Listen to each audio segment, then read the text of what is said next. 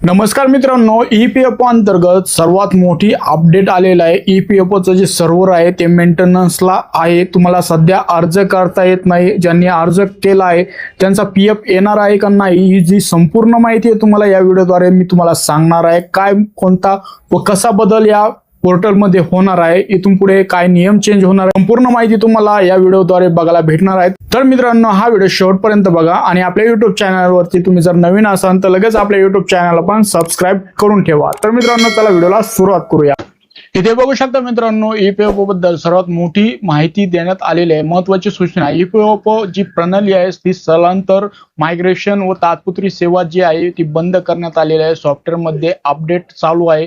तर तुम्हाला 26 जून 2026 रोजी रात्री 12 वाजल्यापासून ते 28 जून 2026 रात्री 11 वाजून 59 मिनिटापर्यंत या पोर्टलवरती कोणताही क्लेम व कोणताही कार्य जे आहे ते करता येणार नाही, कोणताही फॉर्म भरता येणार नाही।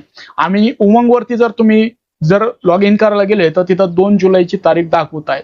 नवीन क्लेम अर्ज करता येणार नाही। क्लेम जे प्रोसेसमध्ये आहे ते सेटल होणार नाही। आधी सादर केलेले क्लेम आणि जे पूर्व सादर केलेले क्लेम आहेत ते घेतल्या जाणार नाही। सेवा पुन्हा कधी चालू होईल तर 29 जून 2026 रोजी रात्री 12 च्या नंतर ही सेवा पुन्हा एकदा चालू होईल। आणखी मदत जर पाहिजे असेल तर तुम्ही यांच्या कॉन्टॅक्ट करू शकता हेल्पलाईन नंबरवरती। तर मित्रांनो, ही काही महत्त्वाची अपडेट होती।